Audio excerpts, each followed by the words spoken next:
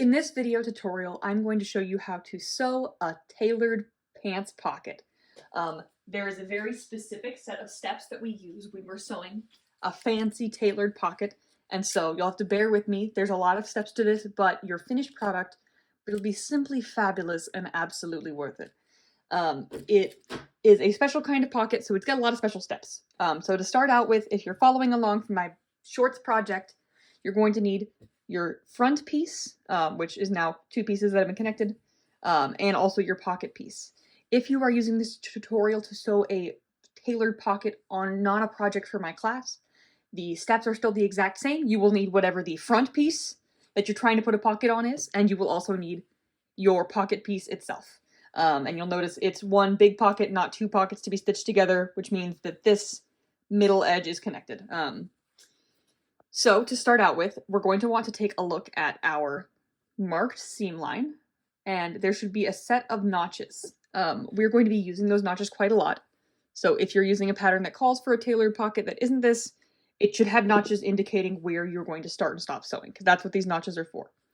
So to start out with, I'm locating that yes, my piece has two notches on the front, and I already showed you the pocket notches, so I'm going to line those up now. So I'm placing my pocket piece so that the waistline is lined up on the top here. And first of all, I'm going to match the notches before doing anything else because I want to make sure that my pocket is in the exact right spot. Plus, we're going to use these as a guide for a later step in a very short bit. Just a few minutes in this video.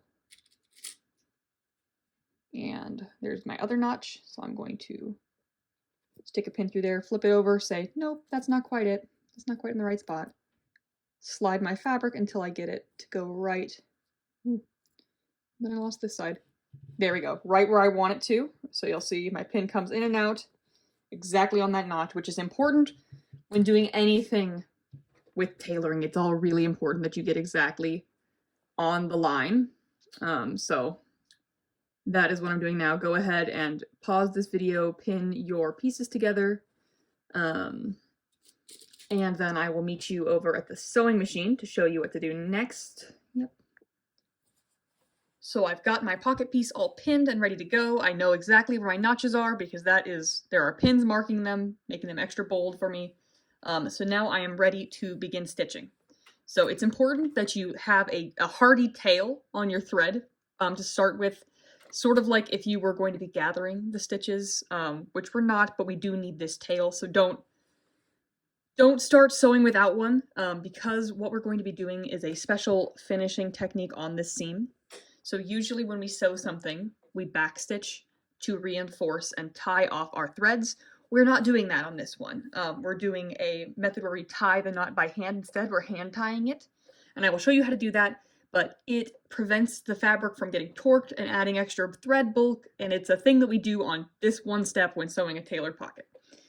So I'm starting exactly on my notch, making sure that I'm really hitting that line and the notch. I know that my first notch was at this pin, and I'm going to stitch.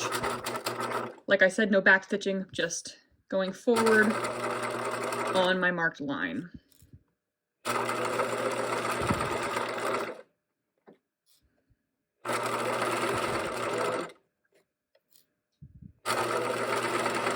And once I reach my second notch, my top notch, which is marked by this pin, I'm going to stitch to it. Once I want to get my pin a little bit looser, there we go, so that I can pull it out when we get there. I'm going to stitch up to it, and I've hit it, and now I'm going to pull my needle up, pull my pin out, and clip another hardy tail. So I've got my seam stitched, and now I'm going to take you over to the table so you can see me tying off the knot a little better. So it is time to tie off our knots. This is, like I said, a special finishing technique called hand tying, and so you're going to want to flip your shorts so that the shorts part themselves, not the pocket, is facing towards you, and you're going to need a pin for this step, just one, doesn't matter what, if it's got a fancy end on it like mine. But what we're going to do is we want to find the tail of our thread, and we want to pull on it until we can see whoops, and then I pulled in the back one, of course. You want to pull on it until you see a little loop coming from the bottom side, and that is your second thread. So you want to pull that to the top so you got them both on the same side. And now what we're going to do is we're going to hand tie a knot. So I'm going to separate my two threads, and just like when I tie a shoe, I'm going to make a loop. I'm going to put this tail end through it, and then, not like when I'm tying a shoe, I'm going to put the tail end through it one more time, because this makes it even more secure, which is what we want. And then I'm going to pull it tight, and then I'm going to repeat exactly that again. So making a big loop, sticking the tail through once, twice, trying so hard not to drop the whole thing. There we go. Pull it tight, and then you have officially secured this side. So now I'm going to clip my threads, leaving about a 1/2 inch of tail because we don't want it to pull right back through. So now you've tied off one end, you're going to repeat that on this end, and I will show you again because it's kind of a tricky step, made even harder when you're trying to hold your piece up to a camera. So you've got that in your favor. You're not doing that. So I'm going to grab my top thread, I'm going to pull on it, and there we go. I'm seeing a loop. I'm going to snag that with a pin. Whoops, and I grabbed the wrong thing. That's okay, because I can see a loop still. And I'm going to grab that. There we go. And now I've got both my threads up on top. And now I'm going to separate them and make a loop. I mean, if it's going to let me. Make a loop, bring your tail through once, loop twice.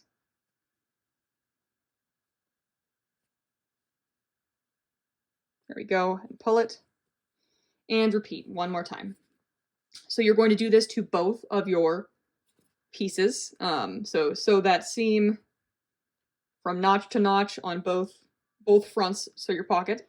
And don't backstitch, tie it off, clip, and then you're ready for the next step, which involves some more clipping. Now that I've got everything tied off, I'm ready for my next step on my tailored pocket. And the next step is we're going to be doing some clipping, which can be kind of scary because you're cutting your fabric, and uncutting your fabric is not really a thing you can do. But it's okay because this is how we're going to get our super cool, awesome pocket. So you're going to want a pair of scissors and your piece. And what we're going to do is we are going to take our scissors and clip on where that notch is right up to our seam line. So as close as you can get to your seam line without going over is the goal, because you don't want to cut the thread that you just sewed there, but you do want to get all the way to your seam line. And you'll see why in a brief minute. And so I'm doing that on both of my edges. So I've clipped it right up to my seam line. And now I'm going to grade my seam allowance down just in this little part that I've cut free. So for my shorts pocket side, I'm cutting it to about a 1/4 inch. And I'm not going to measure this, I'm going to eyeball it, and I would recommend you do the same, because there are just not enough hours in the day to measure out seam grading. You've just got to believe in yourself sometimes. So I've cut this side to about a 1/4 inch, and then I'm going to cut the next side to about 3/8 of an inch or 1/8 of an inch longer. And so I'm kind of using my other side as a guideline. And you'll see I naturally stop at where I've clipped it before because I just run out of fabric. And this is what you want it to look like now. Then we are going to get ready to do some flipping and pressing. So I'll pause, get the ironing setup ready, and come back. So we've got our seam all ready to be pressed and flipped. And I'm going to start out with doing just a regular ironing it flat. That was not flat. Viewers at home, you may be thinking, Abby, that wasn't even remotely flat. And you would be right, because I kind of dropped everything, but it's okay because I fixed it. So now that I've got it, just sort of a quick steam has happened. I also want to press it open. I want you will realize that we're eventually going to have it be closed. And so pressing it open seems redundant, but the point of it is that I want this crisp seam to be as flat as possible from the outside. I don't want it to be full of bunchy material that came because things weren't lying quite flat when we sewed it or something. So I'm pressing it, giving it a 3-way press. Okie dokie. And now what we're going to do is we're going to flip our pocket so that we've got the edge that we just stitched facing out towards us. And then we also want to reach inside and pull out the raw edge of the fabric, our seam allowance, in the places where we clipped. So you'll see that we've got this beautiful finished edge and then these 2 raw edges extending on either side. And that's because of the way that we only stitched from notch to notch and then clipped. So this is how we're going to end up getting a really nice pocket, is this special little runaround that we're doing right now. So now that I've got this all flipped, I'm going to press it, and I want to figure out, yes, this side I've got facing you is the shorts outside, so I'm just going to roll my seam a little bit towards me so that I don't have any under material from the pocket poking out and looking ugly, because that's what this is all about, is looking super classy in your nauseatingly pink plaid shorts that I'm making. That's what it's all about, really.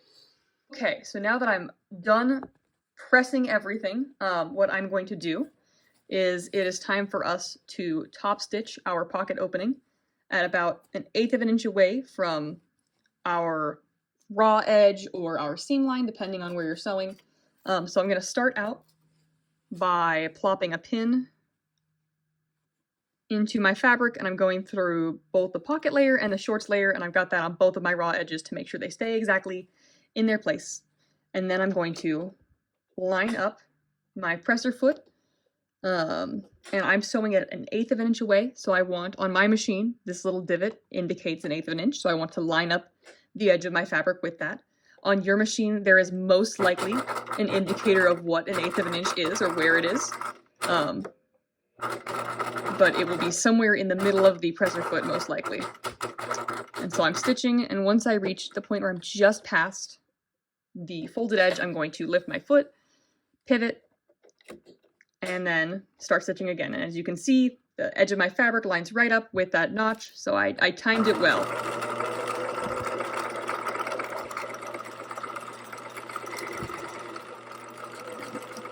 This is going to serve to reinforce everything and make sure our pocket fold stays crisp and nice forever. Forever and ever, as long as this pair of shorts lasts, which, as you all know, will be so long. I will wear these every day because they fit me. And I pivot it again, and I'm going to back stitch and then go right off the edge.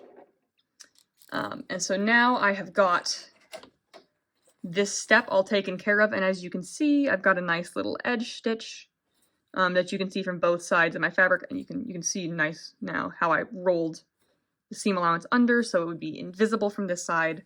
And so now we are ready to move on to our next pocket step. I've got my top stitching done, so now it is time for us to fold our pocket in half and stop having it be a big, long, flat knot pocket and start having it be a real folded pocket with an inside and outside. So what I'm going to do, and you just saw me do it, is I'm taking my pocket piece and I'm folding it in half. And I gave mine a little bit of a press to begin with, so I have a nice line guiding me of where the middle is. But what we're aiming for is we want to line up the edge of our pocket and the seam line of our pocket with the seam line of our other side. So what we're going to be doing is we are trying to match all of the bits that we were matching before. So I'm looking at my notch right here. When I put a pin through that, it comes out and it should be right at that corner, right at that pivot point where I've trimmed and clipped. So I'm going to put that there. And actually I want to be pinning from this side. So I'm going to take that one out and redo it in a second. But I'm going to put my pin in here and then scooch it down until I'm on the line, match everything up, and pin it again. And so you'll see right now, you can see that we're creating a pocket. So here is the pocket top, and then this will be filling in that gap that we've cut out, which is one of the special fancy things about a tailored pocket. And so I'm going to, now I want to pin my top folded layer down, and I want it to line up with my stitch line, so it needs to be over more than it is. There we go. Because our next step is we're going to finish off these raw edges and create a line of machine thread tracing, essentially, showing us where the opening of our pocket is. So it's important that our pocket opening is right in the exact correct spot, which it may not be laying there automatically. And so if you're like me, you'll be trying to make sure that you get your pocket right lined up with that marked line for you. So once you've got this pinned like this, you'll want to pin on either of the raw edges, and then several holding down your middle flap. You're ready for the next step over at the machine. It's time for our next step on our pocket. So to start with, right now my machine is set to all the normal sewing settings that will give me a straight stitch. But that is not what I want on this fine beginning part of our pocket. So I'm going to show you how to adjust the settings on my Bernina 1006, and there are equivalent settings on your sewing machine that you will be able to adjust. So what I want to do to start out with is I'm essentially setting my machine to the mode that I would use for sewing a buttonhole. So I'm going to set my zigzag to 4, my stitch width. Yes, my stitch width to 4. I'm going to adjust my stitch length to be at 0.5. So between 1 and 0, which is a buttonhole setting. I'm not turning the buttonhole on. I'm not turning the buttonhole portion of my machine on because there's no need for that. And I don't need to change any other settings to make my machine do what I want to happen next. So on your machine, do the equivalent of setting your zigzag width to 4 and your stitch length to 0.5. And if there are any bonus settings that you usually need to do to get a zigzag to happen or a buttonhole to happen, I would do those now. But what I'm going to do now that I've got my zigzag all set up and ready to go is I want to line my presser foot up, center of it, exactly with that raw edge that I've got. Because on your beautiful pair of nice tailored shorts, you don't want this ugly raw edge that's going to fray and look bad for the rest of time, and you don't want that. So what we're doing is we are essentially covering it up with a very dense zigzag stitch. Because everybody loves a dense zigzag finishing stitch, and it also reinforces things really nicely. So I'm doing that until I reach that line of top stitching, and I'm going to zoom back in now that I'm done with my settings. I'm stopping at that line that I've initially, the edge stitching line we did in the last step, and I'm going to backstitch zigzag now until I reach the folded edge. So the folded edge of our pocket. And then what I'm going to do is I'm going to immediately turn all my settings back to normal. So I'm turning my stitch length back to 2.5. I'm turning my zigzag back to 0. I want to sew a straight stitch. I'm going to put my needle into my fabric, lift my presser foot up, and pivot this bad boy, because now what we're doing is we're doing a line of machine thread tracing right next to the fold. So not on the fold. That would be sewing our pocket shut. But what we're doing is we are creating a guideline for when it comes time for us to really sew our pants side seam together. We're creating a line that guides us for that. And I think, nope, okay, cool. So I'm stitching right as close as I can get to the fold. And I'm trying to zoom in for you, but I think that I'm not going to be able to do that. So just look really hard with your eyes, as I know works. Just zoom in with your eyes. All I'm doing is my folded edge is just right next to where I'm sewing. If I go over top of it, then my pocket won't be able to open, which really makes all of this incredibly pointless. So don't do that, and if you do, you'll want to undo it. You'll want to seam rip it. And then I'm going to stop my sewing right at the second raw edge. And I bet you know what we're going to do now. What I'm going to do is, first I'm going to lift my needle out, because whenever I change settings on my machine, I don't want my needle in my fabric because it will break.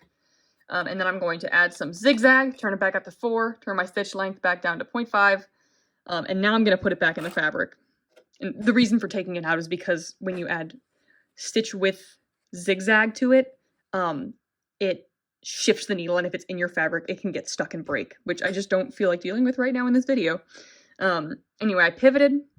Now my presser foot is right on top of the raw edge, and I'm going to do the exact same zigzag stitch to conceal this one as I did the last one. And with these zigzags, you'll just want to let your machine take its time. Don't push or pull your fabric through. It's going at its own rate, because that's going to create a nice dense zigzag for you. And so what you want this step to be finished looking like is, come on, focus. I have got a zigzag finish on either one of my two sides. And then reaching into my pocket, you can see I've got a line of machine thread tracing that shows me exactly where the edge of my pocket sits, which will be useful in our coming steps. So that is how you sew a tailored pocket. So at the end of the last step, I made it sound like we were done, but you might be thinking, Abby, if I tried to put anything in my pocket, it's just going to come right out the bottom because we didn't sew the bottom yet. You would be right. So there are still a couple more steps before we're done sewing our pocket.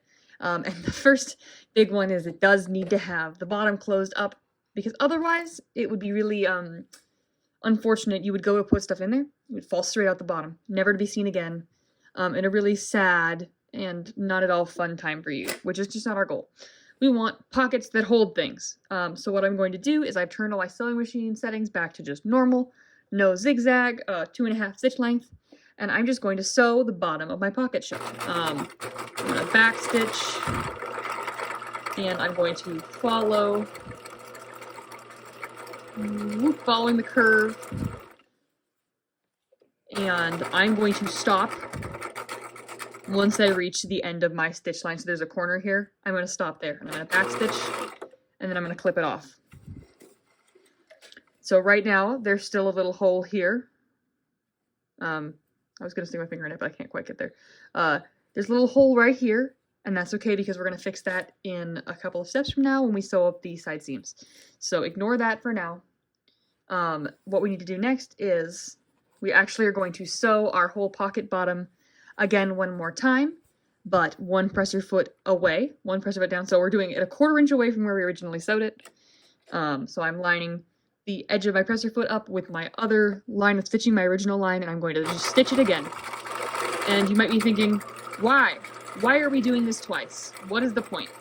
The point is that, one, people love to fill their pockets with heavy and sometimes sharp objects. Things like, rocks and pencils and all kinds of goodies, candy, heavy things, phones are heavy, that go into pockets. And so we want to reinforce them and make sure that if one line of stitching were to break, all of your stuff doesn't immediately fall out because there's a reinforcing edge. The other reason is that a lot of times, not in this specific pair of shorts, but a lot of times, pockets are hidden away behind layers of lining. They are concealed, and so fixing one is really annoying and hard to get to. So it's easier if you just really sew it the first time, which does lead us to our next step, which is we're going to serge the bottom of this. And I'm just going to scoot my camera right on over to my serger, and I'm going to exactly where I was sewing before, and by that I mean right below where I was sewing before, not exactly where I was sewing before, I'm going to serge my fabric. So I'm just going to lift this up. I'm not taking any material off. I'm just serging only the edge of my pocket. This is both one last reinforcing step, and it's also a finishing step. So now it looks nice and pretty, and you won't have a raw edge rubbing against the your leg when you've got your pocket in your pants. So I'm going to clip my little tails off, and then we're going to scoot right on back to the sewing machine. It's convenient that I've got them next to each other. Otherwise I would pause and start a whole new video clip, but this is easier. So our last two steps of our stitching our pocket in are we need to pin and baste into place the top of our pocket, because right now it's just kind of floating in the wind, and we don't want that. We want it to stay nicely in place so that it's not in the way when we are stitching. So I'm going to grab some pins, and in a couple of places I'm going to secure it. And right now, like I said earlier, we're ignoring this side bit. We are only concerning ourselves with the part along the top. So the top, and then we're going to do the same thing again at the bottom. But I'm starting with the top for right now, because I want to just baste this in, machine baste the pocket top in at about a 1/2 inch. So I'm lining my fabric up with the 1/2 inch line on the edge of my machine, and I am sewing it. And I can tell that something is going wrong. Here we go. The tail of my thread was caught in my machine, but I've been having some mechanical difficulties recently, and I don't have time to take my machine to the shop. So we are living close to the edge these days, gang. So I've basted my pocket up at the top, so now it is not going to be floating free and loose. It's going to be staying there for when it comes time to put the waistband on. And for my last step, I'm going to just baste this little bottom flappy bit. So I'm going to just, again, 1/2 inch. And this will all be encapsulated in your seam allowance when it comes time to do it. The point of doing it basted right now is so that you've got less things to worry about when you're pinning. So now I've got a beautiful tailored pocket. Here it is. I can reach in and I can put goodies inside. I keep my, that's sharp, trying to find something that's not going to immediately stab through my fabric. I keep my dull needles in my pocket and some thread. Yeah. Well, no. I keep so many goodies in my pocket. Here we go. There's thread in my pocket because you have got a tailored pocket. You've sewn one. Yay! Matching the corners, and you probably guessed it, the notches. We're going to match all of those. And we're getting to the point where it's going to be really pretty short-shaped. We're getting to the fun, exciting, short-shaped part. When you are pinning, you're going to want to do it with the idea in mind that you are sewing from the top side, so with your front up, because it is less easy for you to accidentally get your pocket caught and sew it strangely if your pocket is facing up looking at you. So go ahead and pin through that side with that side facing you, and also sew with that side facing you. I always try to pin on the side that I want to be sewing from, because otherwise my pins are sneakily underneath my machine, you know, hiding from me, trying to get run over, all those things. I kind of lost the plot there because I was focused on pinning, but it's okay. You get the gist of it. So when we're sewing, we will be going through the layer of the pocket in some places. And what we want to do is we want to follow, rather than the stitch line that we've got marked, and I picked this side because it didn't end up to be quite exact, we want to follow the stitch line that we sewed. Because if you remember, that's the line that indicates where our pocket is sitting. So if we sew more on this side, we're sewing our pocket, our beautiful special pocket that we sewed so carefully and tenderly, closed.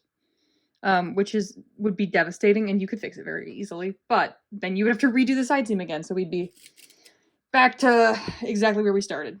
So pin through that stitch line, matching it to the marked stitch line on the back. So your machine thread tracing line on the pocket side should match up with your pencil line on the other side, is the goal. And I would thoroughly pin your pocket in place.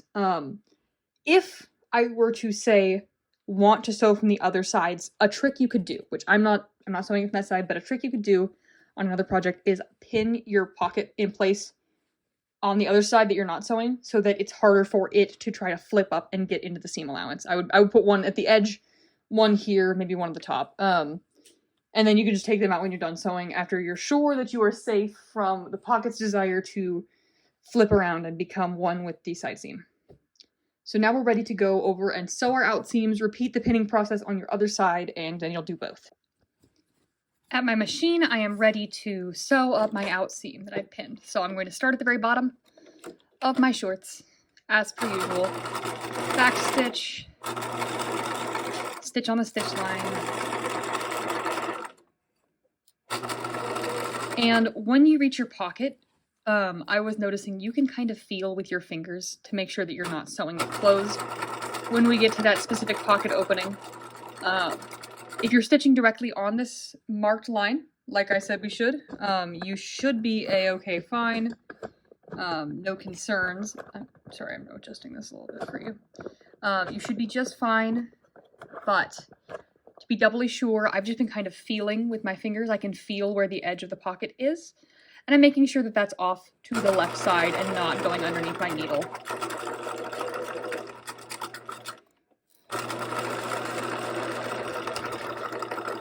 The lengths we go to not sew pockets closed.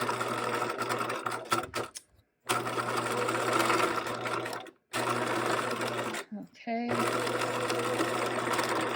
And I've reached the edge of my outseam. So I'm going to cut off my thread.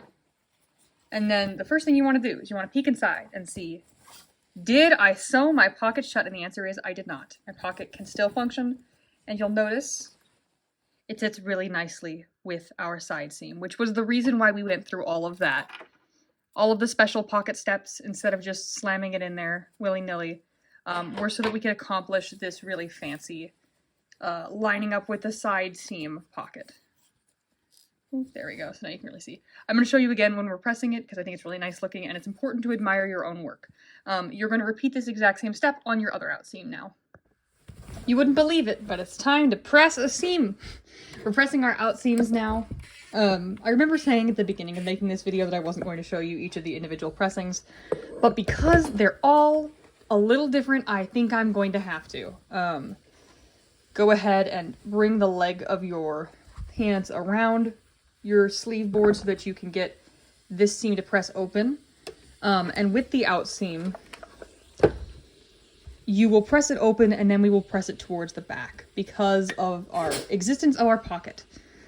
So we don't, if you press it like this, it's just going to fight you and make the pocket lay weirdly for the rest of the time. So you're going to press it open and then press it over to the side. And the reason why we bother with pressing it open is because that makes sure that our seam is going to lay really flat and really nicely, which is why we do it all the time. But on this one, it's especially important because the side seam is so visible. And then we can press it back to get it exactly where we want it. And then we do it from the outside. So this is a 4-way press. I know you were all wishing that there was a 4th step to ironing things, and you just got one. You got a bonus step for just outseams of shorts, which has been the question on everybody's mind is, can I iron a little more? And now I'm going to hit this with my iron again, now from the right side. I'm making sure my pocket is lying where it needs to. And then I'm going to give you a little bit of a close-up on your beautiful pocket that you made. So you'll see we've got our side seam and our pocket lines up so nicely with that side seam. So it is nearly invisible to the outside viewer, which is why it's a technique so common in tailoring, because it looks nice. It looks very refined and like you put a lot of effort in because you did. So go ahead and iron your other side. Be sure to marvel at the wonderful work you did in your pockets, and then we'll move on to the next step. You might be wondering, what are we doing at our serger? We're serging our outseam seam allowance. Separate them out and serge them individually. Be sure you're only serging one layer.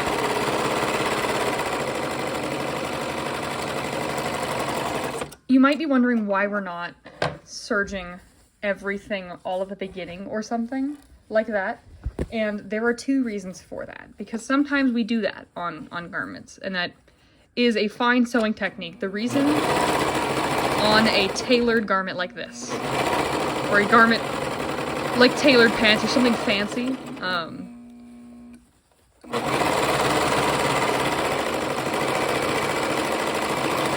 is that every time you use the serger, every time your fabric passes through a machine, it puts torque on the grain line. And so when you want the grain line to stay exactly right, for example, in a tailored garment or something nice, you don't want to do that until all of your seams have been set in place. After you've stitched them, after it can't torque them any place weird. And the other reason is that the reason why we pressed it before serging it is because when you iron a serge seam allowance, it can leave a ghost imprint of the serging on the outside of your fabric. And then you can see the serging from the outside, which we don't want.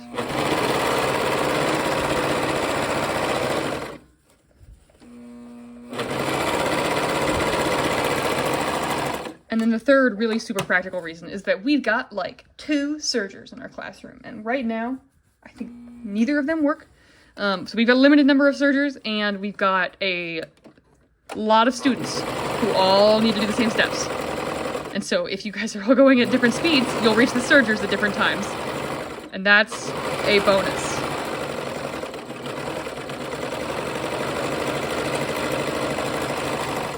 Maximizing serger usage. Okay. You'll want to trim off your tails and